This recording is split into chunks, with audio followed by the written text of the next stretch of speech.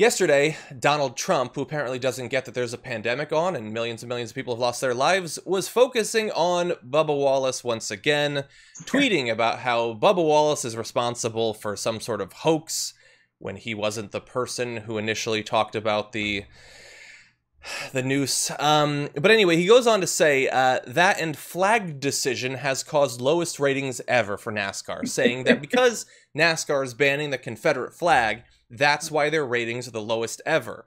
Now, I put so little stock in what Trump says that I didn't even look to see what their ratings are, and I guarantee that he didn't either. Guarantee they're not their lowest Although ratings he either. does follow ratings. He does, but he also lies about them. Yeah. So anyway, there he's once again talking about the Confederate flag. Why is he so focused on it? Well, reporters have reached out. He's not necessarily going on record with more about it. But we do have his spokeswoman, Kayleigh McEnany, who was asked and said this. I'm asking you about the Confederate flag. So my question is, why is the president so supportive of flying the Confederate flag? The president never said that. Again, you're taking his tweet completely out of context. The president said that NASCAR saw bad ratings because they took down the Confederate flag, banned the Confederate flag. Does he believe NASCAR should fly the Confederate flag, and why don't they fly it here? The whole point of the tweet was to note the incident, the alleged hate crime, that it in fact was not a hate crime. At the very end, the ban on the flag was mentioned in the broader context of the fact that he rejects this notion that somehow NASCAR men and women who go to these sporting events are racist. So it wasn't just a brief mention. It was the point that he was making, was the NASCAR is a laughingstock because they're not allowing people to fly the Confederate battle flag anymore. He's definitely focusing on it. She's trying to pretend that he's not. But what do you think about this recent turn, this focus on the Confederate flag? Well, first of all, she looks so uncomfortable when she's lying. And she was Regina George from Mean Girls when she was in high school. Doesn't she look like that type? She's like, first of all, and she knows she's lying through her teeth. And it's embarrassing for any administration to be defending a losing flag that is not of your country. I don't understand it. I understand how symbols have power, and there are a lot of, and I hope I don't get hate for this, but I'll take a chance. There's a lot of poor white people who have really hung on to the ideals of the South and the Confederate, and perhaps it's not for racist reasons, which I find hard to believe.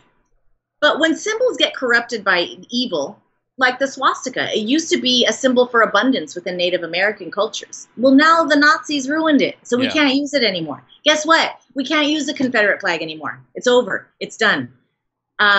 It's not surprising to me that Trump is doing this because he really wants to play up to this base that gets fired up about white supremacy. And when you have the Confederate flag, that is the literal flag of white supremacy. So for him to be going up there and asking Wallace for an apology. I mean, the very fact that there was a noose up in a garage, period, in NASCAR just shows you what kind of environment this guy's dealing with, whether it was intended for him or not, and just was left over from the tenant previous. I mean, it's still, who puts a noose in there? What? Yeah, is it better that it wasn't targeted at a person, that it was just, oh, it was already I just there. wanted a noose somewhere. And it's shocking to me that you can, like, they need to fly the Confederate flag, but you can't kneel to protest. It really doesn't make any sense. And anytime things don't make sense, the answer is white supremacy. Yeah, yeah. And so, look, Trump obviously believes that his only chance on this election is to fire up his white base around racial stuff. But Kayleigh has to sort of pretend that it's more nuanced than that, saying things like the president has made clear he was not taking a position one way or the other. He has not made that clear. He has not made that clear. No, he only said that their ratings are down because they're not flying the flag. He's not saying whether that's a good or a bad thing. Ratings going up or down could be good in either way. But anyway, here's the interesting thing. I really wanted to play this. CNN featured this not too long ago. And it's Trump being asked about the Confederate flag, not this year, but back in 2015. And here is what he had to say it back when he was still running for president. You're the lone Republican presidential candidate who has yet to weigh in on whether or not you think the Confederate flag should be flying above the State House in South Carolina. Do you think it needs to go?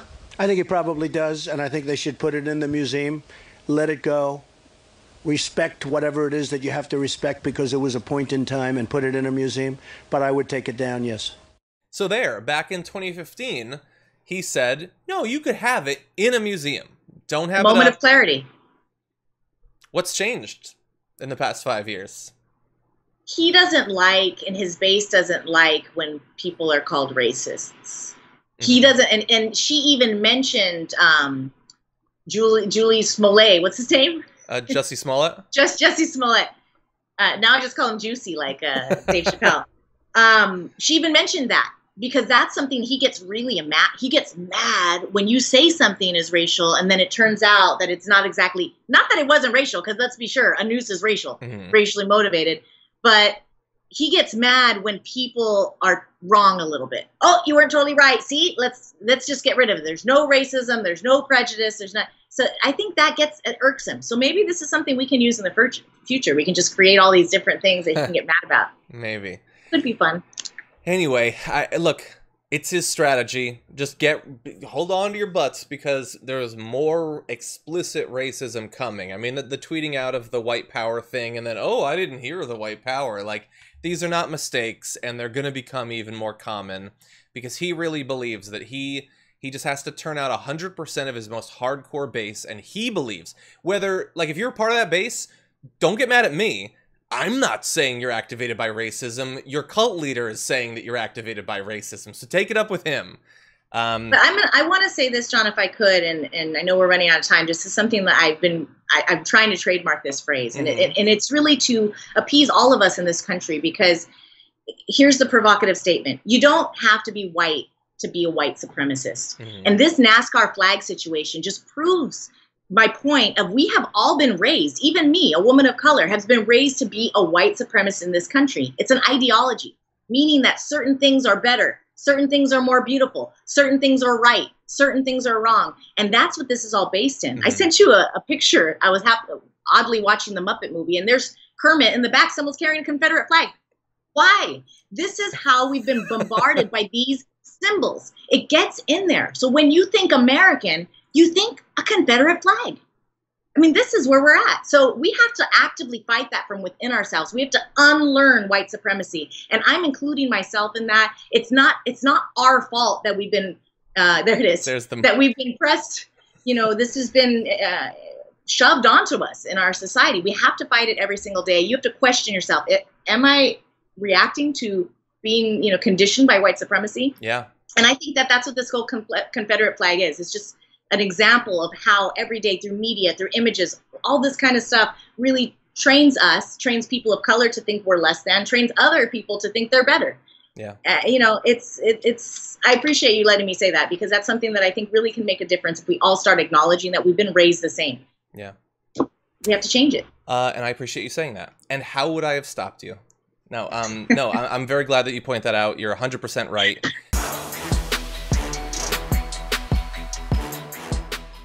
For more political news breakdowns, interviews, stories of activism, and me trying my hardest to care about the occasional big celebrity news story, subscribe to our YouTube channel at youtube.com/The Damage Report.